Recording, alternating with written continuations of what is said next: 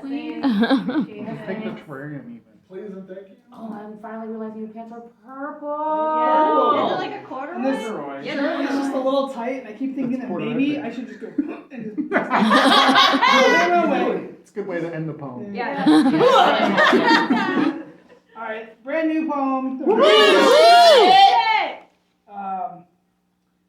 It's called "Don't Stop Writing Until You're Home."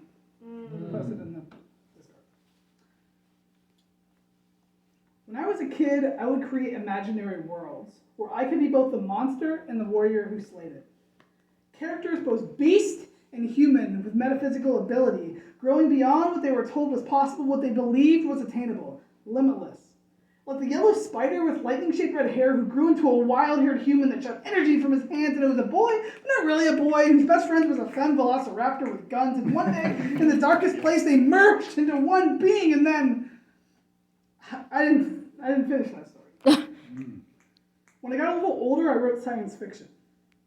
I wrote about a computer world being created that was falling apart, deleting pieces of itself that no longer served it, deleting its own limbs, even when living things were inside it being deleted as well. The characters that got stuck inside a blank, empty room within the computer that was slowly deleting itself, and they couldn't tell if what was falling apart was the world or their minds. But if they could get it under control, they could literally upload a new reality.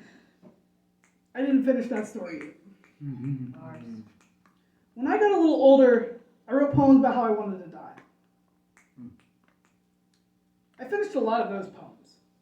Poems about real trauma, real grief, real anger, every real reason I should just quit.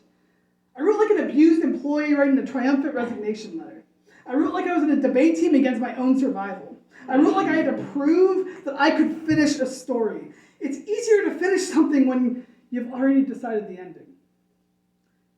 And when I write about wanting to die, it's easier to want to die. I'm looking to be more imaginative. I know what it's like when my brain is flailing underwater serpent stuck in a fishbowl. I know when my mind is lost at the fog at sea with no map to chart the way out of this black expanse. When I'm sticking in the mud, the foliage dense, unable to see a future. That's why I plaster my walls with photos of joyful moments. Each photograph smile and anchor out of a moment when my storytelling betrays me. That's why the word breathe is written alongside watercolor paintings along my bedside. So even when I'm locked under covers, I am reminded that I choose which balloon I exhale into. I choose which colors I use to paint my picture, and every poem is a letter to myself. I wear my heart on my sleeve so I may fall in love with fantasy. When staying alive is as possible as flight, maybe it's time to plan a costume party. And even as my image in the mirror may invoke the urge to pluck my eyes, those eyes can bloom into flowers and I can crush its pollen as glitter across my brow. I've spent enough time wallowing in the dark, enough time committing self-harm. Every poem is a walk in the woods and I refuse to stop until we're home. My brain doesn't need this beast to be fed. I deserve to write recipes for my own expansion. Every poem of trauma is a step into a bleeding memory.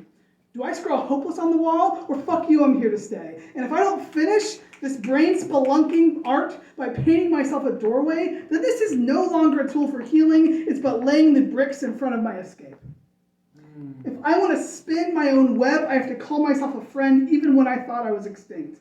If I want out of this pit, I have to convince myself it's possible to grow wings. If I want to unpluck my brain's vivid feathers, to expand my mental plumage, I have to remember that sometimes my brain is a parrot that repeats what it hears me say. And even if it doesn't understand the dialect of self-kindness, it may compute the poetic dialectic that grief and joy are sisters. That the monster and the warrior are one. That some days I can want to die, and then I can fucking live. The beauty of the poem is that I don't have to believe every word. It doesn't have to feel possible. It doesn't even have to have an ending. Yeah.